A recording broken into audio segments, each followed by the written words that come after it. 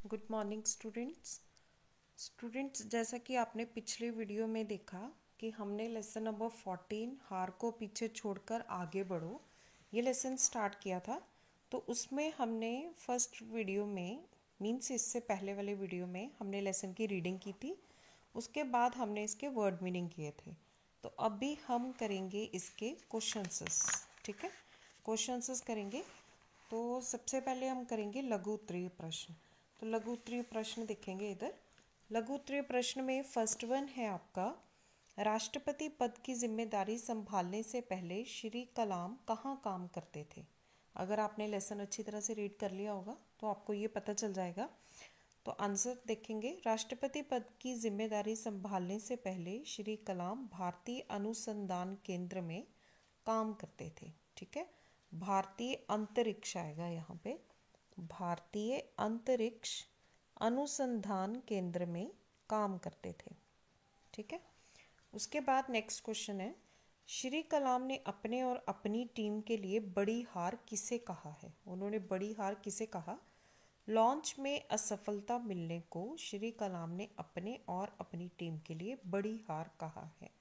ठीक है, जो भी वो प्रोजेक्ट लॉन्च कर रहे थे उसमें सफलता नहीं मिली तो उसको ही उन्होंने बड़ी हार कहा है।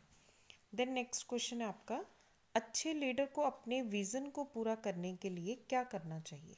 ठीक है, जो एक अच्छा लीडर होता है उसका जो भी विज़न होता है उसको पूरा करने के लिए क्या करना चाहिए। तो लीडर में अपने विज़न को पूरा करने के लिए जुनून होना चाहिए। ठीक है, जुनून होना चाहिए। देन नेक्स्ट, पाठ के अनुसार लीडर में किस प्रकार की यात्रा करने की हिम्मत होनी चाहिए। ठीक है, जो भी अच्छा लीडर होता है उसमें किस प्रकार की यात्रा करने की हिम्मत होनी चाहिए। तो आपका आंसर है, लीडर में ऐसे इलाकों में यात्रा करने की हिम्मत होनी चाहिए जहां पहले कोई ना गया हो। ठीक है, तो स्टूडेंट्स ये आपके लघु उत्तरीय क्वेश्चंस हैं। तो इसके मैं आपको फ़ोटो क्लिक करके वीडियो बना नॉट वीडियो वीडियो तो अभी आ ही रहा है, फ़ोटो क्लिक करके मैं आपको व्हाट्सएप पे भेज दूँगी। आपने ये काम साथ साथ अपनी हिंदी की कॉपी में करना है क्योंकि बाद में इंटरनल असेसमेंट में आपका काम चेक होगा। उसके बाद हम करेंगे दीर्घ उत्तरीय प्रश्न। दीर्घ उत्तरीय प्रश्न में फर्स्ट वन है आपका, श्री कलाम ने अच्छे लीडर बनने के लिए किस गुण को अवश्य बताया है। मीन्स अच्छा लीडर बनने के लिए कौन सा गुण होना चाहिए। तो आंसर है, अच्छा लीडर वही है जो हार की जिम्मेदारी खुद पर ले और जीत का श्रेय अपनी टीम को दे दे, वही अच्छा लीडर है। जैसा कि आपने इसमें पढ़ा भी था, उनके एक अच्छे लीडर थे सतीश धवन। उसके बाद नेक्स्ट है SLV3, ये इनका प्रोजेक्ट था जिसको इन्होंने लॉन्च किया था। SLV3 लॉन्च के समय अचानक क्या बात चिंता का कारण बन गई। कौन सी ऐसी बात हुई थी जिससे कि सभी चिंतित हो गए, चिंता का कारण बन गई। तो आंसर है, SLV3 लॉन्च के समय अचानक कंप्यूटर में तकनीकी खराबी आना चिंता का कारण बन गई। ठीक है, उस समय उन्होंने लॉन्च करना था लेकिन तभी तकनीकी खराबी आ गई थी, कोई टेक्निकल फॉल्ट आ गया था। उसके बाद नेक्स्ट क्वेश्चन है, श्री कलाम ने सतीश धवन के किस गुण के नॉट को किस गुण के कारण उन्हें अच्छा लीडर कहा है। श्री कलाम ने सतीश धवन के किस गुण के कारण उन्हें अच्छा लीडर कहा है। कौन सा उनके अंदर ऐसा कोई गुण था जिसकी वजह से उसे अच्छा लीडर कहा है। तो आंसर है, धवन ने हार की जिम्मेदारी खुद पर ले ली थी। ठीक है, उन्होंने हार की जिम्मेदारी खुद पर ले ली थी, जबकि जीत का श्रेय उन्होंने अपनी पूरी तरह से टीम को दिया था। इसी गुण के कारण उन्हें अच्छा लीडर कहा है। ठीक है, उन्होंने हार की जिम्मेदारी अपने ऊपर ले ली लेकिन जीत का श्रेय उन्होंने अपनी टीम को दे दिया। इसी गुण के कारण उन्हें अच्छा लीडर कहा है। उसके बाद नेक्स्ट है, व्यक्ति को काम में आने वाली परेशानियों के प्रति क्या दृष्टिकोण रखना चाहिए। मीन्स आपके कोई भी काम है जब आप उसे करते हो तो आपकी बहुत सारी परेशानियाँ आती हैं, तो उसके लिए कौन सा दृष्टिकोण रखना चाहिए। मीन्स आपने क्या सोचना चाहिए। तो आंसर है, जब आप कुछ बड़ा करेंगे तो परेशानी तो आएगी। जब भी हम कुछ बड़ा करेंगे तो उसमें प्रॉब्लम्स आती हैं। ठीक है, हमें उनसे घबराना नहीं चाहिए। मीन्स जो भी परेशानी आए उनसे घबराना नहीं चाहिए, समस्याओं से जूझना सीखें। अगर कोई समस्या आ जाती है तो उससे फाइट करना सीखें। आप समस्याओं के कैप्टन बने, समस्या को अपना कैप्टन ना बनने दें। ठीक है, कोई भी प्रॉब्लम आए तो आपको उसे सुलझाने की कोशिश करनी चाहिए। ठीक है, बल्कि ऐसा ना हो कि जो समस्या है वही आपके ऊपर हावी हो जाए। तो स्टूडेंट्स, ये थे आपके क्वेश्चंस, लघु उत्तरीय प्रश्न और दीर्घ उत्तरीय प्रश्न। उसके बाद देखेंगे भाषा ज्ञान। ठीक है, भाषा ज्ञान की फर्स्ट एक्सरसाइज है निम्नलिखित शब्दों का वर्ण विच्छेद कीजिए। ठीक है, क्या करना है? वर्ण विच्छेद करना है शब्दों का। ठीक है, तो इसको करने से पहले मैं आपको समझाती हूँ कि वर्ण विच्छेद क्या होते हैं। पहले ये देख लेते हैं कि वर्ण विच्छेद क्या होते हैं, उसके बाद हम करते हैं। चलिए, वर्ण विच्छेद। वर्ण होते हैं हमारे भाषा की सबसे छोटी इकाई। तो हमने अभी क्या करना है? वर्ण विच्छेद। ठीक है, सबसे पहले तो पता होना चाहिए कि वर्ण क्या होते हैं। वर्ण होते हैं जो हमारे हिंदी के अल्फ़ाबेट्स हैं। कहाँ से कहाँ तक? अ से लेकर ओ तक। जो हिंदी के अल्फ़ाबेट्स हैं अ से लेकर ओ तक, वो हमारे होते हैं वर्ण। ठीक है, अ से ओ तक ये हमारे हो गए वर्ण। अब जो वर्ण हैं उनके आगे दो पार्ट्स होते हैं। ठीक है, वर्ण के दो पार्ट्स होते हैं। पहले अ से ओ तक वर्ण हो गए, और इसको आपने जैसे सुना भी होगा वर्णमाला। ठीक है स्टूडेंट, सुना आपने वर्णमाला? जैसे छोटे बच्चे हैं, जब हम उनको पढ़ाते हैं अ से लेकर ओ तक, तो जब हम इसे सीक्वेंस में लिखते हैं तो इसे हम कहते हैं वर्णमाला। ठीक है, अ से ओ को जब हम अल्फ़ाबेटिक ऑर्डर में लिखते हैं तो उसे हम कहते हैं वर्णमाला। अब जो आपकी वर्णमाला है, इसके दो पार्ट्स होते हैं वर्णमाला के। एक होता है स्वर और दूसरा पार्ट होता है इसका व्यंजन। ठीक है, एक हो गया स्वर और दूसरा हो गया व्यंजन। अब जो स्वर हैं ये होते हैं हमारे संख्या में 11। कितने होते हैं? 11। स्वर कितने होते हैं? 11। और जो बाकी बच गए वो होते हैं हमारे व्यंजन। अब स्वर में 11 स्वर कौन कौन से होते हैं ये मैं आपको बताती हूँ। अ, आ, देन ई, बड़ी ई, ऊ, बड़ा ऊ, री, फिर उसके बाद ए, देन ए, देन ओ, देन ओ। ठीक है, ये हो गए हमारे स्वर। ठीक है, 1 2 3 4 5 6 7 8 9 10 11, ये हो गई स्वर। अब स्वरों से ही मात्राएं आती हैं। अ की कोई मात्रा नहीं होती, इसकी होगी आ, देन छोटी ई, बड़ी ई, देन छोटा ऊ, देन बड़ा ऊ, देन री, देन ए, फिर ए, देन ओ, देन डबल ओ। ठीक है, ये हो गई हमारी मात्राएं। तो क से लेकर अ से लेकर ओ तक हो गए हमारे स्वर। बाकी जो बच गए क से लेकर ज्ञ तक, ये हमारे सारे हो गए व्यंजन।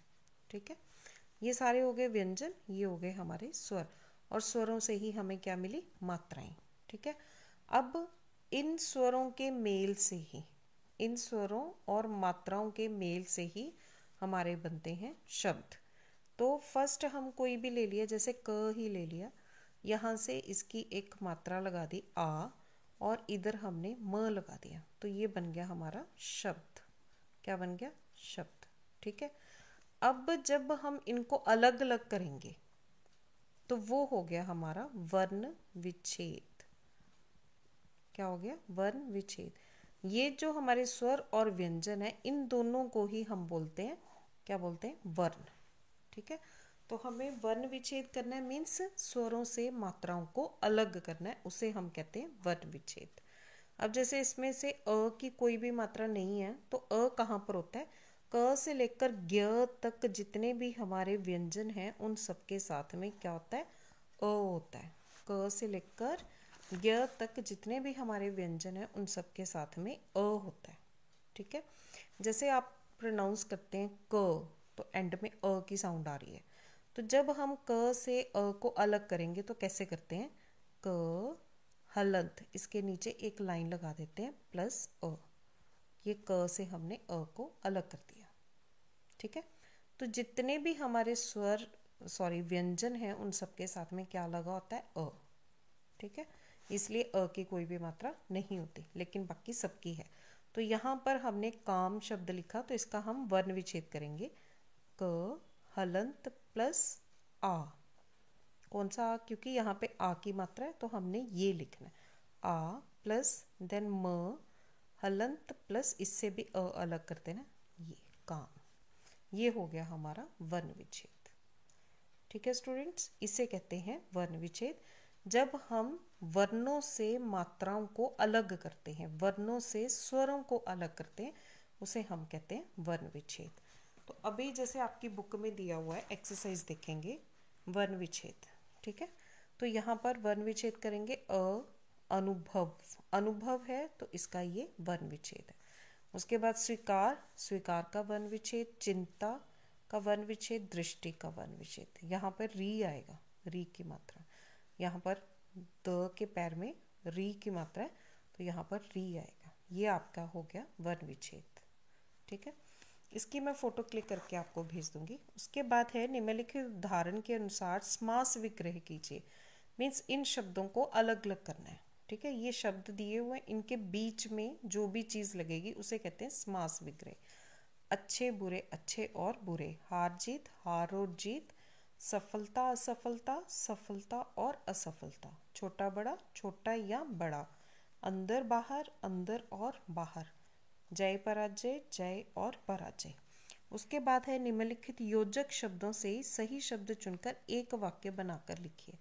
यहाँ पर नीचे दो वाक्य दिए हुए हैं, लेकिन यहाँ पर कुछ योजक चिन्ह दिए हुए, उन योजक चिन्हों को साथ में लगाकर नया वाक्य बना लेना है। फर्स्ट है, कंप्यूटर लॉन्च में तकनीकी परेशानी का संदेश दे रहा था। यहाँ पर लगाएंगे फिर भी मैंने लॉन्च का निर्णय लिया। फिर भी लगाकर हम एक वाक्य बना देंगे। देन काम में मिली सफलताओं से मैंने बहुत कुछ सीखा और असफलताओं से भी मैंने शिक्षा ली। यहाँ से उठा लिया और। उसके बाद नेक्स्ट है, फैसला लेने से पहले कई बातें दिमाग में आती हैं, लेकिन फैसला लेने के लिए हमें साहस दिखाना पड़ता है। देन हमारी निगाहें कंप्यूटर स्क्रीन पर थी, तभी कंप्यूटर स्क्रीन पर संदेश फ्लैश हुआ। देन समस्याएं तो आती रहती हैं, किंतु उनसे घबराना नहीं चाहिए। ओके स्टूडेंट्स, नेक्स्ट एक्सरसाइज है निम्नलिखित वाक्य यदि उत्तर हैं तो प्रश्न क्या होगा, प्रश्न बनाकर लिखिए। आपने ये आंसर्स दिए हुए, एक सेंटेंस आंसर है तो हमने उसके लिए क्वेश्चन बनाना है। फर्स्ट है, सतीश धवन ने उस हार की जिम्मेदारी अपने ऊपर ले ली। तो क्वेश्चन बनाएंगे, किसने हार की जिम्मेदारी अपने ऊपर ले ली। Then question mark. Question mark जरूर लगाना है क्योंकि आप क्वेश्चन बना रहे हैं। ठीक है, उसके बाद नेक्स्ट है आपका, लीडर अपनी टीम को एक लक्ष्य की ओर ले जाता है। कौन अपनी टीम को एक लक्ष्य की ओर ले जाता है। Then question mark. हार से घबराने के बजाय आगे बढ़ना चाहिए, ये मैंने अपने लंबे अनुभव से सीखा है। श्री कलाम ने अपने लंबे अनुभव से क्या सीखा। Question mark. देन दिक्कतों पर विजय प्राप्त करके आगे बढ़ो, तभी सफलता मिलेगी। क्वेश्चन बनेगा, सफलता कैसे मिलेगी। Then question mark. Okay students, next exercise है आपकी, पाठ में आए अंग्रेजी के शब्दों की सूची बनाइए। मीन्स लिस्ट बनानी है जो भी इंग्लिश के वर्ड्स आपकी इस लेसन में आए हैं। शब्दकोश देखकर उनका अर्थ लिखिए। शब्दकोश मीन्स डिक्शनरी देखकर उनका मीनिंग भी लिखना है। एक लिस्ट बनानी है, ये आप हिंदी की कॉपी में करेंगे, ये आपका होमवर्क है। लेसन में जितने भी इंग्लिश के वर्ड्स आए हैं उनको लिखकर एक लिस्ट बनानी है और फिर डिक्शनरी में देखकर उनका मीनिंग भी लिखना है। ओके स्टूडेंट्स, इस तरह से ये आपका चैप्टर फिनिश हो गया। तो अभी आपने इस लेसन की रीडिंग अच्छी तरह से करनी है। उसके बाद वर्ड मीनिंग, क्वेश्चन आंसर्स और ऑल द एक्सरसाइज। ठीक है, ये सब कुछ आपने लर्न करना है और क्वेश्चन आंसर्स को साथ साथ आप अपनी हिंदी की कॉपीज में लिखते जाएंगे। I will click the photos and send on WhatsApp. Thank you children. God bless you all.